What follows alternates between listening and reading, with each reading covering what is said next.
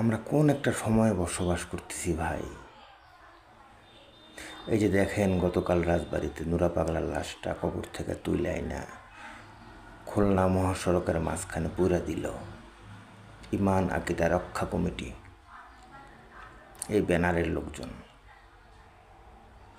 আচ্ছা, এটা কি ইসলামে বলে যে আসলে একটা লোক অন্যায় করছে, সেই লোকটারে মরার পর সেই 23 তারিখে মারা গেছে, 23 আগস্ট, গতকাল 5 তারিখ, 14 দিন পরে একটা লাশ কবর থেকে উঠায়া পিটায়া মাইরা পোড়ায় দিল।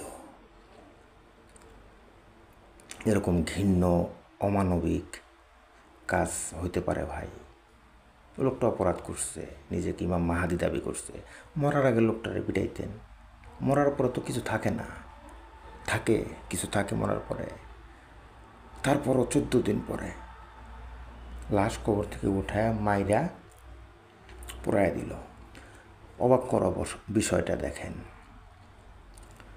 নুরা পাগলার লাশ কিন্তু পচে নাই, অক্ষত ছিল, গন্ধ ছিল না। এটা কিন্তু একটা অবাক করার বিষয়।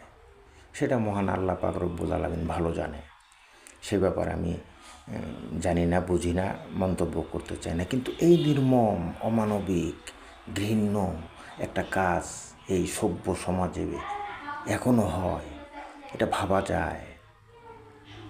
এটা ভাবা যায় না। এই ধরনের কাজকে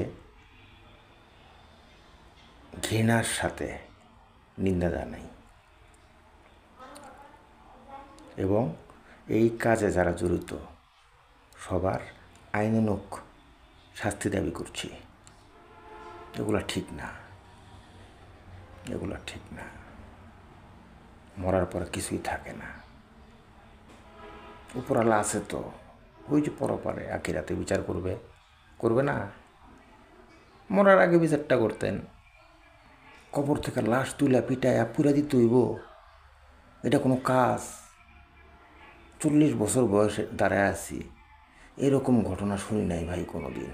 এই প্রথম একটা ঘটনা শুনলাম, কবর থেকে লাশ উঠায়া পিটায়া মাইরা রাস্তার মাঝখানে আগুন দিয়া পুড়ে ফালানো হয়েছে। আমি জানি না সারা পৃথিবীতে এরকম ঘটনা কোথাও ঘটছে কি না, যেটা গতকালকে আমাদের বাংলাদেশের রাজবাড়িতে ঘটল।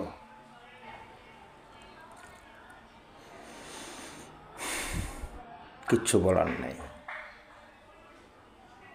এগুলো এখনই থামাতে হবে, তা না হলে আবার কার কবর থেকে তুইলা কারে পুরা ভালায় আল্লাহ মাবুদ ছাড়া কেউ জানে না। সবাই ভালো থাকবেন। আল্লাহ পাক সবাইকে হেদায়েত দান করুক এবং হেফাজত করুক। আসসালামু আলাইকুম।